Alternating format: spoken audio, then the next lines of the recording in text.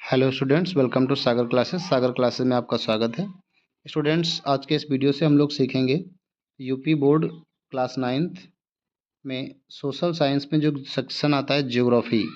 इस geography section में हम लोग एक सेकेंड चैप्टर आता है the physical features of India. इस physical features of India chapter के जो डिटेल आंसर टाइप क्वेश्चंस होते हैं उनको हम लोग सीखेंगे।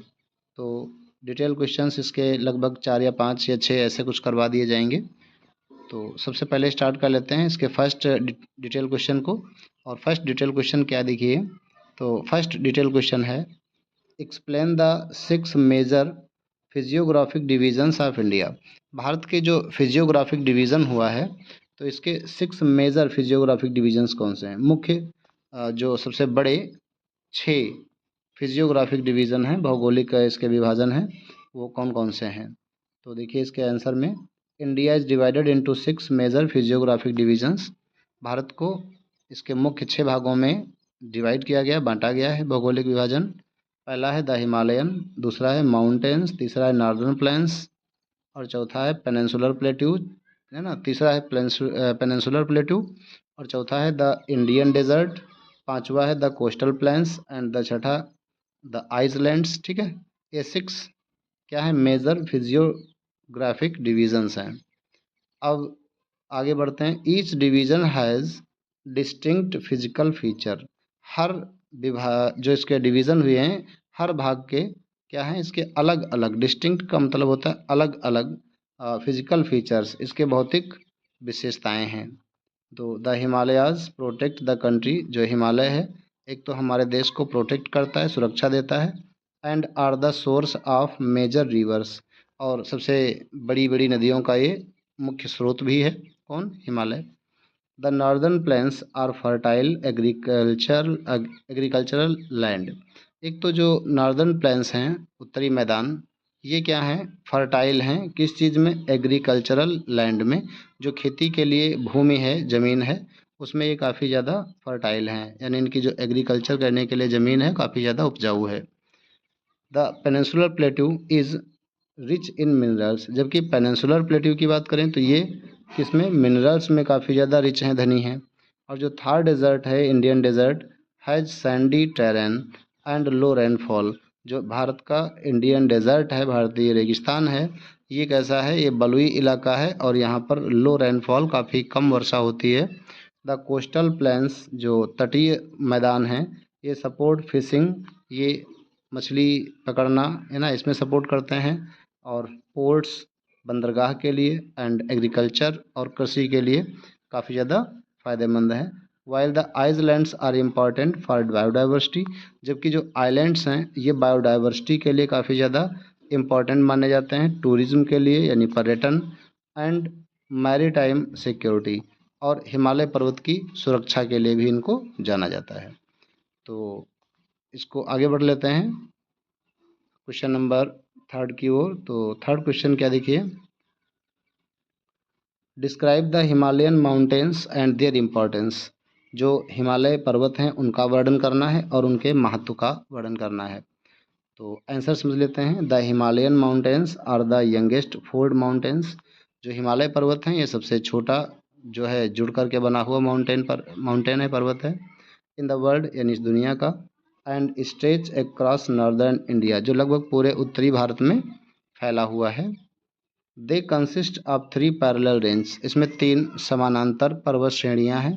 पहला, एक तो यहाँ पर हिमाद्री है, दूसरा हिमाचल है और तीसरा शिवालिक है। The Himalayas act as a natural barrier against cold winds from central Asia. जो सेंट्रल एशिया से ठंडी हवाएं आती हैं, उन ठंडी हवाओं को रोकने के लिए, है ना, ये बैरियर का काम करता है। और कैसा बैरियर है? तो नेचुरल बैरियर है, इनको रोक लेता है, ठंडी हवाओं को सेंट्रल एशिया से भारत में आने से ये हिमालय पर्वत रोक लेता है। और क्या करता है? And help bring monsoon rainfall. और यहीं पर क्या करता है? जो मानसूनी रेनफॉल है, मानसूनी वर्षा है, उसको लाने में ये हेल्प करता है, मदद करता है। They are the source of major perennial rivers. क्योंकि जो हिमालय पर्वत हैं वे क्या हैं, source of major perennial rivers. ये सबसे बड़ी जो सदाबहार नदियां हैं उनका भी स्रोत है। सच एज द गंगा, जैसे गंगा हो गई, यमुना हो गई, ब्रह्मपुत्र हो गई, है ना। ये सदाबहार नदियां हैं जिनमें पानी हमेशा बहता रहता है। और इन सदाबहार नदियों का मुख्य स्रोत भी है कौन, हिमालय पर्वत। The region is rich in forest, और ये क्षेत्र जो है फॉरेस्ट में रिच है, यानी जंगलों से धनी है। और वाइल्ड लाइफ, सबसे ज़्यादा यहाँ पे वन्य जीव हैं।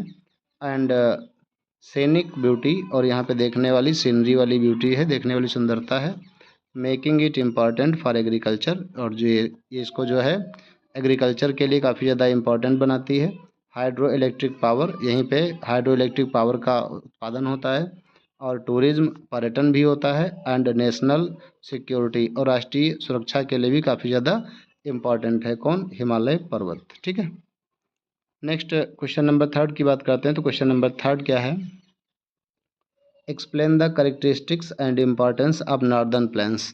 जो उत्तरी मैदान है नॉर्दर्न प्लेन्स, इनकी कैरेक्टरिस्टिक्स बतानी है, यानी विशेषताएं, और उनका इम्पॉर्टेंस भी बताना है।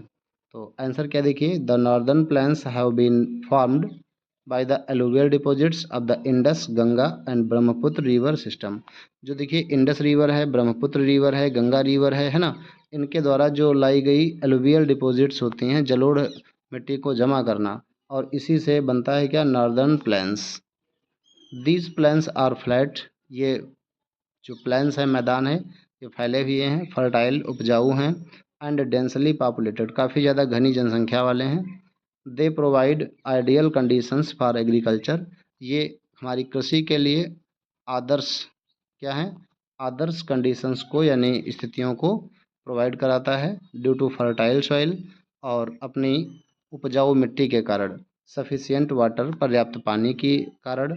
एंड फेवरेबल क्लाइमेट, और वांछनीय जलवायु के कारण। ठीक है। Next, major crops such as wheat, rice, sugarcane and pulses are grown here. यहाँ पर सबसे ज़्यादा कौन कौन सी चीज़ें उगाई जाती हैं, तो व्हीट हो जाता है, राइस हो जाता है यानी गेहूँ और चावल, शुगर कैन गन्ना, और पल्सेज मीन्स दालें, ये चीज़ें ज़्यादा उगाई जाती हैं। The plains also support industries, ये जो प्लेन्स हैं, मैदान हैं, ये इंडस्ट्री को भी सपोर्ट करते हैं, उद्योग धंधों को भी क्या करते हैं, सहारा देते हैं, सपोर्ट करते हैं। और ट्रांसपोर्ट नेटवर्क, या जो यातायात का नेटवर्क है उसको भी ये सपोर्ट करते हैं। एंड लार्ज सिटीज़, जो बड़ी बड़े शहर हैं, उन बड़े बड़े शहरों को भी सपोर्ट करते हैं। Making them the economic and agricultural heartland of India, जो भारत का एग्रीकल्चरल यानी कृषि का, और इकोनॉमिक यानी आर्थिक और कृषि का हार्ट लैंड बनाती हैं। हार्ट लैंड, हार्ट मतलब हृदय, और लैंड का मतलब भूमि, यानी हृदय की भूमि। तो ये भारत के देखा जाए तो हृदय की भूमि है कौन, जो नॉर्दर्न प्लेन्स हैं। क्या है, नॉर्दर्न प्लेन्स।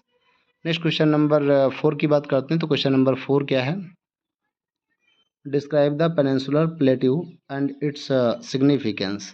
जो पेनिनसुलर प्लेट्यू हैं, प्रायद्वीपीय टापू, और इनका जो सिग्निफिकेंस है, महत्व है, वो आपको डिस्क्राइब करना है, नहीं समझाना है। तो आंसर में क्या लिखना है, the peninsular plateau is the oldest and most stable landmass of India.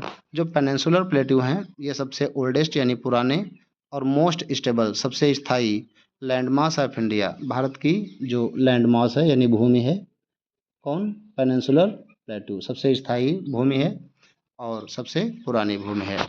It has a triangular shape, इसका जो शेप है, आकार, वो ट्रायंगुलर है, त्रिभुजाकार।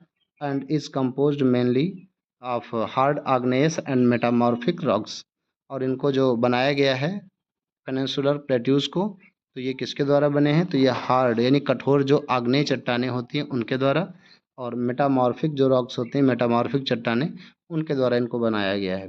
The plateau is divided into the central highlands and the Deccan plateau.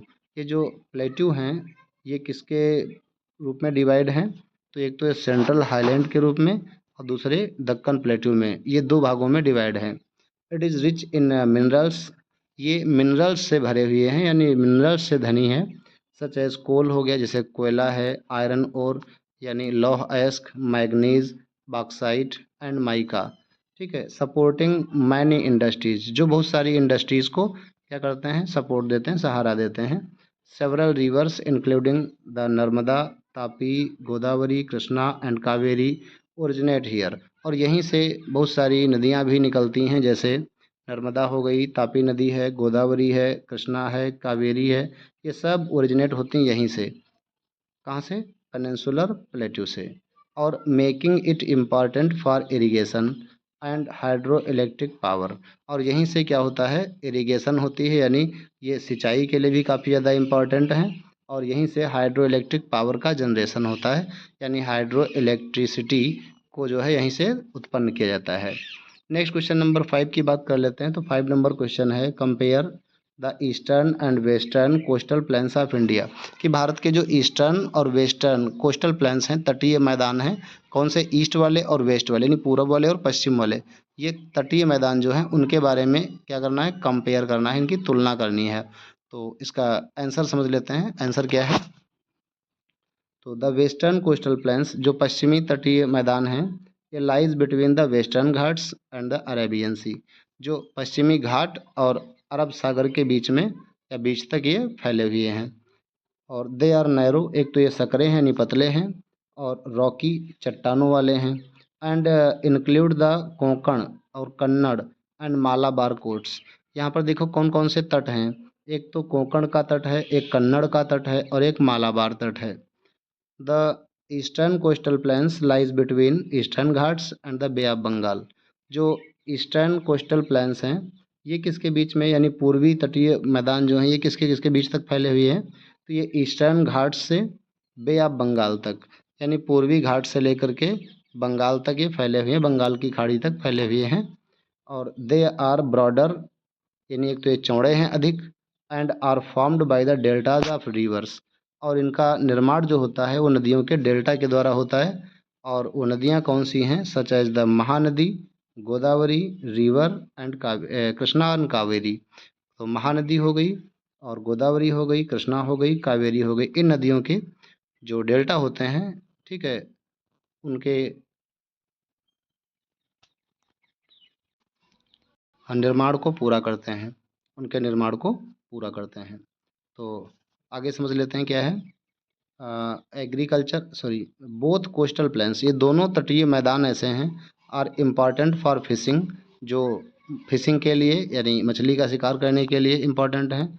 Agriculture के लिए भी इम्पॉर्टेंट हैं। पोर्ट यानी बंदरगाह के लिए भी इम्पॉर्टेंट हैं। ट्रेड व्यापार के लिए, टूरिज्म पर्यटन के लिए, और support a large coastal population, और जो कोस्टल पॉपुलेशन है, तटीय जनसंख्या है, तट के किनारे रहने वाली, उनको बड़ी संख्या में ये सारे प्लान्स जो हैं ये सपोर्ट करते हैं, मदद करते हैं। सो गाइज़, ये हमारे 5 क्वेश्चंस हैं जो डिटेल क्वेश्चंस हैं।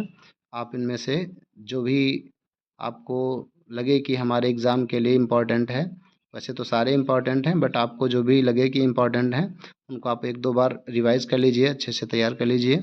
और मैं आशा करता हूँ कि अगर 1 या 2 बार वीडियो आप देख लेंगे तो ये सारे क्वेश्चंस आपको अच्छे से तैयार हो जाएंगे। Okay students, thank you, thanks for watching this video.